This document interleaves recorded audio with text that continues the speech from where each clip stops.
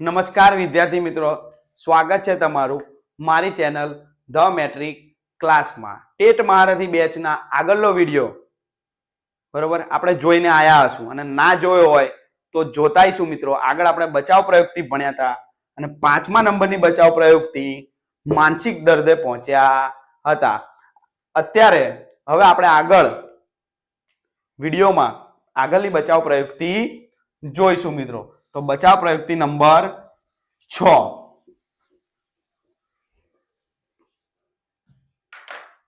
તો મિત્રો 6થા નંબરની બચાવ પ્રયુક્તિ છે દીવા સ્વપ્ન. કઈ છે? દીવા સ્વપ્ન. બરોબર. આ દીવા સ્વપ્ન કોઈનું પુસ્તક છે મિત્રો? કમેન્ટમાં જણાવવાનું છે. દીવા સ્વપ્ન કોનું પુસ્તક? કોનું પુસ્તક છે દીવા સ્વપ્ન એ તમારે મને જણાવવાનું છે મિત્રો. બરોબર. દીવા સ્વપ્ન શું કર્યું છે મિત્રો? ખાસ વાત કરી છે દીવા સ્વપ્નની. મિત્રો સ્વપ્ન એ અજાગ્રત મનમાં રાજમાર્ગ સમાન છે. સ્વપ્ન શું છે મિત્રો? અજાગ્રત મનમાં રાજમાર્ગ સમાન છે મિત્રો. આ વ્યાખ્યા પરીક્ષામાં પૂછાય છે.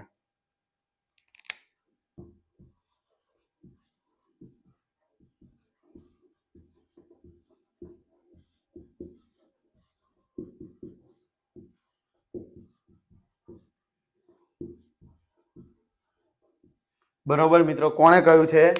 સિગમન્ડ ફ્રોઈડ. કોણે કહ્યું છે?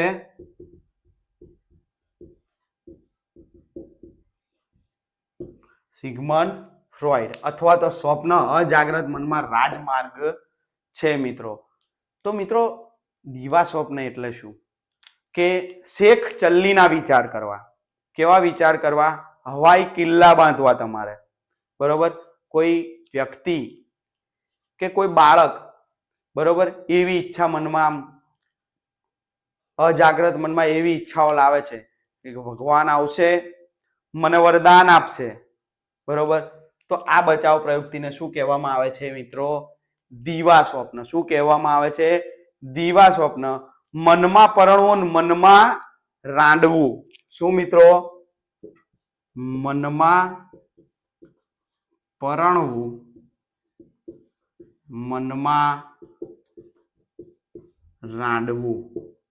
આવું પરીક્ષામાં પૂછાય. મનમાં પરણવું, મનમાં રાંડવું, હવાઈ કિલ્લા બાંધવા. શું? હવાઈ કિલ્લા બાંધવા. નીચેનામાંથી કઈ બચાવ પ્રયુક્તિ છે? 4 ઓપ્શન આપ્યા હોય. દીવા સ્વપ્ન આપણો જવાબ હોવો જોઈએ મિત્રો. તો આ હતું તમારું દીવા સ્વપ્ન. એટલે કે મિત્રો એવી વાત જે આપણે સ્વપ્નમાં વિચારીએ રિયાલિટીમાં કોઈ દિવસ થાય નહીં, એટલે દીવા સ્વપ્ન. બરોબર. તમારે મને જણાવો કોનું પુસ્તક છે દીવા સ્વપ્ન? આપણા શિક્ષણ ક્ષેત્રે જોડાયેલા માણસ છે. આગળ વાત કરીએ નંબર 7.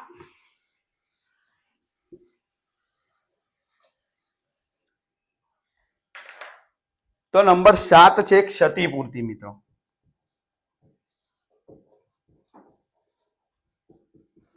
ક્ષતિપૂર્તિના મિત્રો ટોટલ 2 પ્રકાર છે. કેટલા પ્રકાર છે?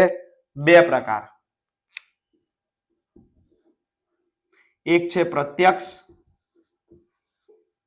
અને બીજું છે પરોક્ષ.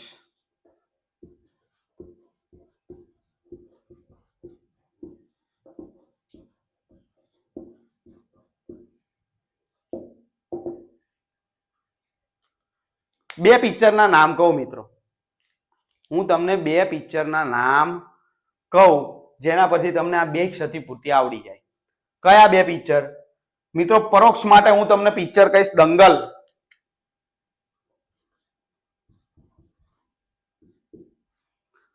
અને પ્રત્યક્ષ માટે કહીશ તારે જમી પર.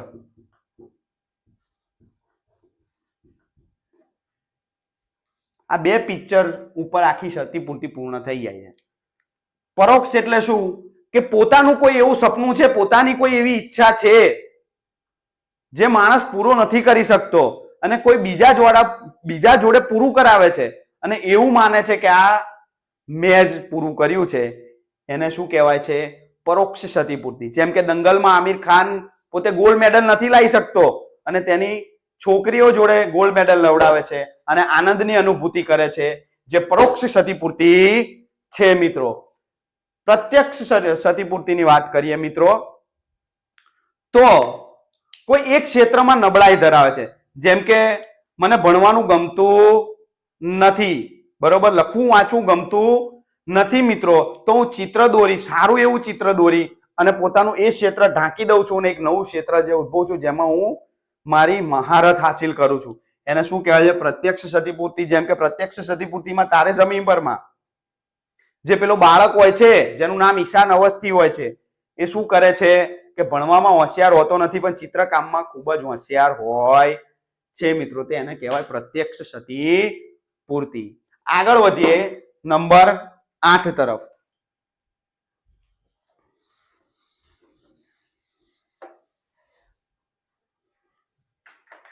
નકારાત્મક વલણ મિત્રો.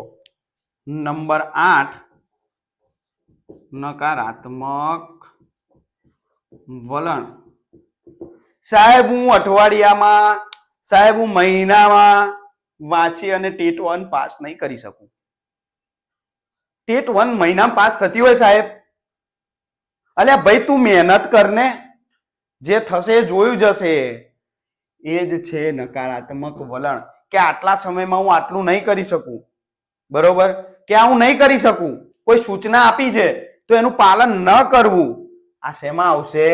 નકારાત્મક વલણમાં. કોઈ પણ બાબતનું ના કહેવું, એને શું કહેવાય?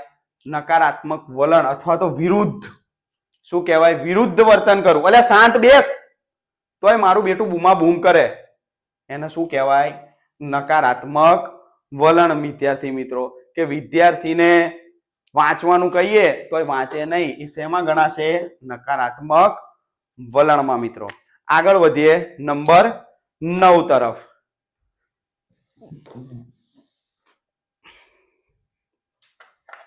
નંબર 9 છે મિત્રો એબ્સર્ડ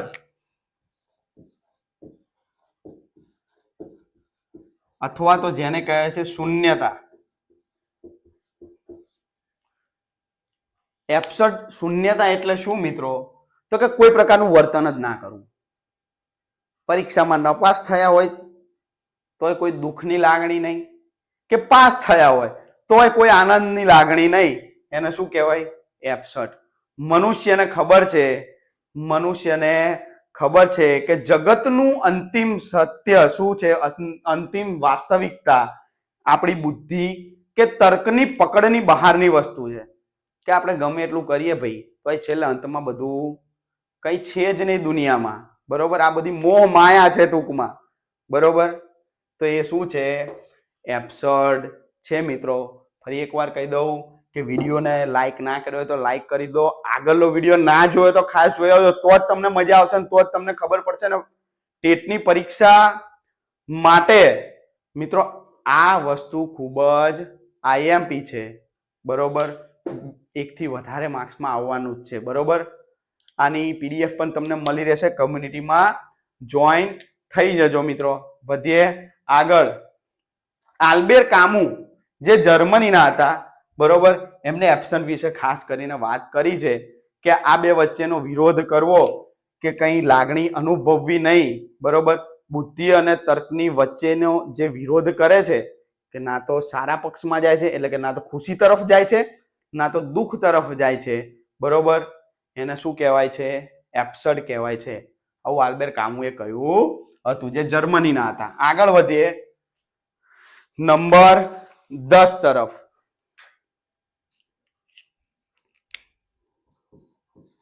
ખબર પડી મિત્રો? આગળ છે મદ્યપાન અથવા તો ધૂમ્રપાન, બરોબર. અત્યારની યુવા પેઢી જેના તરફ વળી ગઈ છે, બરોબર. હું તમને એમ કહું કે રંગ તેવો સંગ કયા પ્રકારની બચાવ પ્રયુક્તિ છે, બરોબર. કયા પ્રકારની બચાવ પ્રયુક્તિ છે? રંગ તેવો સંગ અથવા તો સંગ તેવો રંગ કયા પ્રકારની બચાવ પ્રયુક્તિ છે મિત્રો? તો કયા પ્રકારની? ધૂમ્રપાન અથવા તો મદ્યપાન.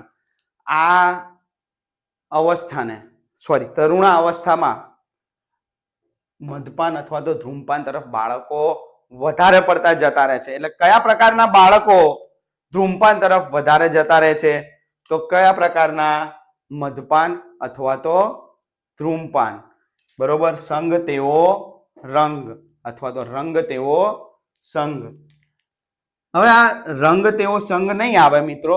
શું આવશે? મુખ્ય એની કહેવત શું છે? જેવો સંગ તેવો રંગ. બરોબર. આવું પૂછાય તો ગભરાવાનું નહીં. કઈ બચાવ પ્રયુક્તિ આવશે? મદ્યપાન અથવા તો ધૂમપાન આવશે. બરોબર. બીજી એક વસ્તુ, તરુણાવસ્થાની વાત આવી છે તો એક વાત કરી દઈએ કે તરુણાવસ્થાના બીજા નામ. તરુણાવસ્થાના બીજા નામ છે મુગ્ધાવસ્થા. શું છે? મુગ્ધાવસ્થા, પ્રાગંડા અવસ્થા. ખાસ યાદ રાખજો મિત્રો, પરીક્ષામાં પૂછાઈ જાય. પછી બીજું છે એડોલન્સ, જે ઇંગ્લિશમાં છે. શું કહેવાય? પ્રાંગણા અવસ્થા, એડોલન્સ અને મુગ્ધાવસ્થા. આ ત્રણે ત્રણ નામ કોના છે? તરુણાવસ્થા. બરોબર મિત્રો. આગળ વધીએ ઉદ્દવીકરણ તરફ. નંબર 12.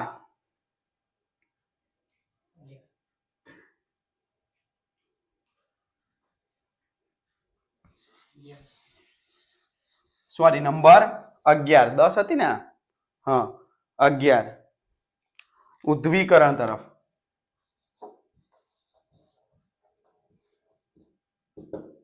નંબર 11 મિત્રો. તો આ ઉદ્દવીકરણ એટલે શું મિત્રો? કે જે દિશામાં જવું જોઈએ એ સાચી દિશામાં ચાલતો નથી અને બીજી દિશા તરફ વ્યક્તિ ચાલે છે. જેમ કે સાહેબ, એટલે સાહેબ કઈ ખ્યાલ ના આવ્યો. એટલે શું? કે અયોગ્ય બાબતને યોગ્ય તરફ લઈ જવું અથવા તો યોગ્ય બાબતને અયોગ્ય તરફ લઈ જવું. જેમ કે કોઈ બાળક છે, એ ભણે છે, બરોબર, એ કોઈ અયોગ્ય રસ્તા પર જાય છે તો તેને યોગ્ય રસ્તા પર લઈને આવવું, જેને શું કહેવાય છે? ઉદ્દવીકરણ. જેમ કે નપાસ થાય છે તો એને મોટિવેટ કરવું, બરોબર, એને સારી બાબતોનું નોલેજ આપવું કે આ બાબત ભણવાથી આ વસ્તુ થઈ શકે છે, આ વસ્તુ થઈ શકે છે, તો તેને શું કહેવાય છે? ઉદ્દવીકરણ. ઉદ્દવીકરણ એટલે ટૂંકમાં મિત્રો ઉપર લાવવું, જેને શું કહેવાય? ઉદ્દવીકરણ. મિત્રો આગળ વધીએ.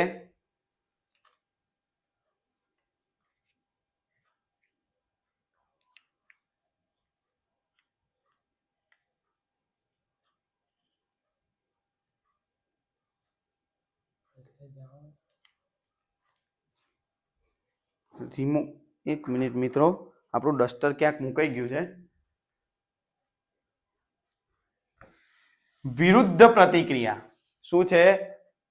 વિરુદ્ધ પ્રતિક્રિયા. નંબર 12. વિરુદ્ધ પ્રતિક્રિયા.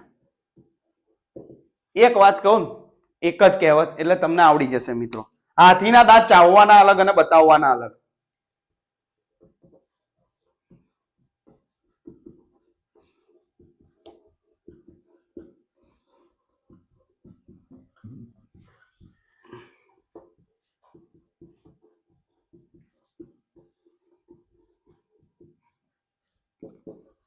કે કોઈ વ્યક્તિ બહારથી એવું વર્તન કરે છે કે તમારું હિત ઈચ્છે છે પણ અંદરથી એ તમારું હિત ઈચ્છતો નથી, બરોબર. આ એક ઉદાહરણ છે મિત્રો. તો એને કેવી કહેવાય? વિરુદ્ધ પ્રતિક્રિયા. જેમ કે તમે શિક્ષક તરીકે વર્ગખંડમાં ઊભા છો અને તમે કોઈ પ્રશ્ન પૂછો છો, એટલે કોઈ બાળક શું કરે છે? આંગળી ઊંચી કરે છે. કે 5-10 જણાનું ટોળું આંગળી ઊંચી કરે એટલે બાળક પણ શું કરશે? આંગળી ઊંચી કરશે. એને પ્રશ્નનો જવાબ આવડતો નથી, પણ કેમ એને કર્યો? કેમ કે એને ખબર છે જો એને સાહેબ પૂછવાના નથી. કેમ? કેમ કે એને આવડે છે. તો આ પ્રકારની જે પ્રતિક્રિયા છે, આ પ્રકારની જે બચાવ પ્રયુક્તિ છે, એને શું કહેવાય? વિરુદ્ધ પ્રતિક્રિયા કહેવાય છે મિત્રો. તો આજે આપણે ટોટલ 7 પ્રકારની બચાવ પ્રયુક્તિ જોઈ. નવા વિડીયોમાં હવે પછીના વિડીયોમાં બીજી બચાવ પ્રયુક્તિ જોઈશું મિત્રો. તો મળીએ મારા નવા વિડીયોમાં. હજુ સુધી મને સબસ્ક્રાઇબ ના કર્યો તો કરી દો. કમ્યુનિટીમાં જોઈન ના થયો તો જોઈન થઈ જાઓ અને લાઈક કરવાનું ભૂલતા નહીં મિત્રો, કમેન્ટ કરવાનું તો ખાસ. મળીએ નવા વિડીયો.